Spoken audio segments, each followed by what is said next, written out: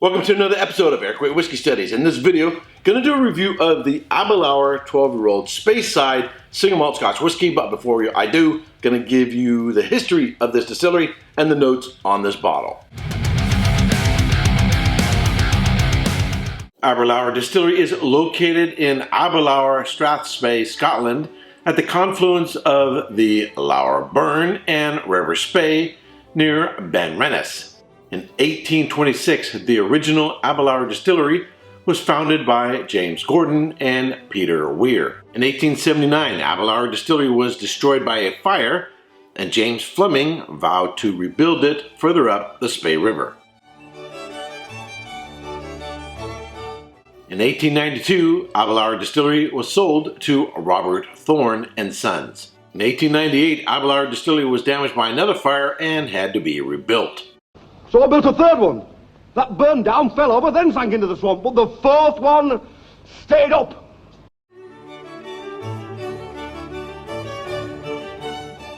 In 1921, Aberlour Distillery was sold to brewery W.H. Holt & Sons, and it remains under their stewardship for the next 24 years. In 1945, Aberlour Distillery was sold to S. Campbell & Sons. In 1973, Aberlour Distillery increased its stills from 2 to 4 to meet the demand of Dewar's label. In 1974, Aberlour Distillery was sold to Pernod Ricard. In the year 2000, Pernod Ricard launched Abudna. In 2001, Pernod Ricard acquires Chivas Brothers and merges its portfolio with Campbell Distilleries under the brand Chivas Brothers. In 2002, Aberlour Distillery opened its visitor center. The Aberlour 12-year-old Speyside single malt Scotch whiskey. This whiskey was aged separately for at least 12 years in American oak casks and ex-sherry casks. Then the two casks were married together in an undisclosed proportions. It's bottled at 40% alcohol by volume and sells for about $55.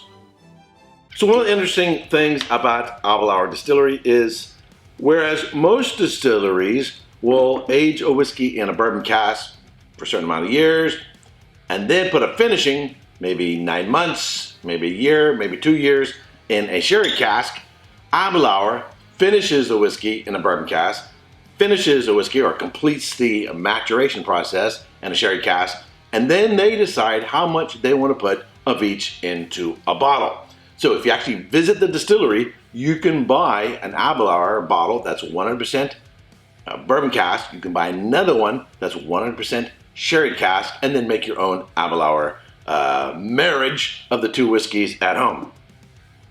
One of the things they don't reveal on the website, and I don't remember them bringing it up at the distillery when I did a tour, is how much time do they allow the whiskeys from the two separate casks to marry together before they bottle it? Or do they fill a certain percentage in the bottle of each and then let it marry in the bottle?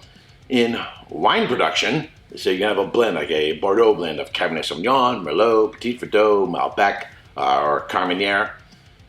You have to allow those different wines to be together for a while so that you have a really good synthesis of the different grapes.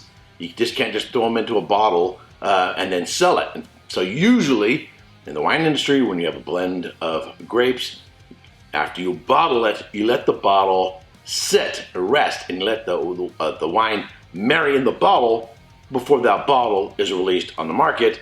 And real high-end wines, even when they are released, people aren't going to drink them right away. They're going to let it age at home. They might wait a real good Bordeaux, at least 10 years or something like that.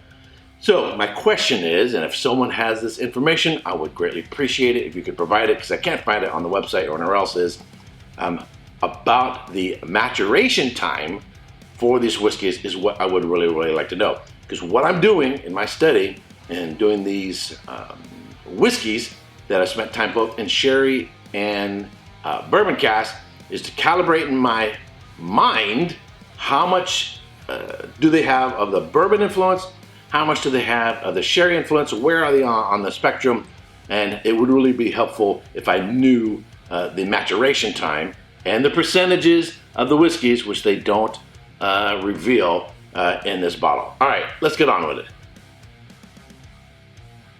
And medium intense aromas of the bourbon notes are there, the vanilla, you get a little bit of caramel, nice spicy notes coming from the sherry cask, some of the dried black fruit notes, almost like a cinnamon covered apple, a little bit of raisin, sultanas, definitely a hint of honey,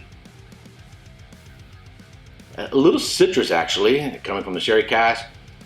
When you start to back off the influence of the sherry cask by using a bourbon cask, it's very, very common to start getting more of the dried orange citrus fruit, which a lot of people equate with panettone roll or a Christmas cake. On the palate.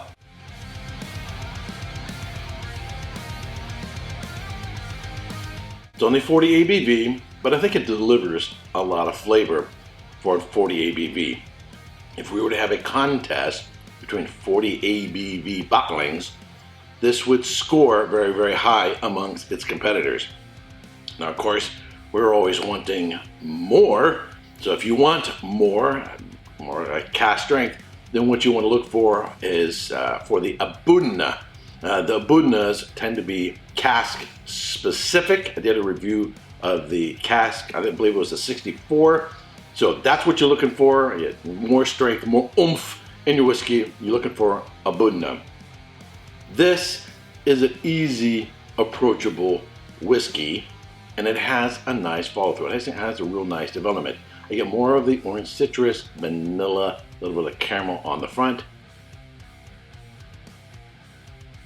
Towards the back, the spice kicks in, baking spices, cinnamon, and more of the dried black fruit notes. Hints of raisins, black raisins, as well as sultanas, which are golden raisins, as well as maybe just a hint of fig and those other dried black fruit notes that are so common in sherries. It has a medium to medium plus length finish. I'm still tasting now, so it has a real nice finish. Slight viscous feel on the mouth. It doesn't feel thin.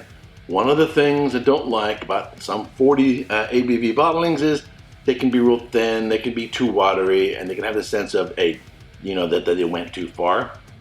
This doesn't do that. I think it's for 40 ABV. I'm going to say this is actually, I think, a really, really, really nice whiskey and at a decent price. What would I give it in terms of score? I'm going to go solid 87 points. Solid 87 points. What I need to get it up over 90, maybe more in the mid palate. What I find is some in these lower ABV whiskeys is they can be really nice up front, and if they have real good cask, real nice on the finish, it tends to be in the mid palate where they kind of drop out. Other than that, I gotta say it's a real nice whiskey. If someone gives you one, I'm sure you're gonna be happy with it. All right, until next time, cheers. Hey, don't forget to subscribe and check out these other whiskey videos.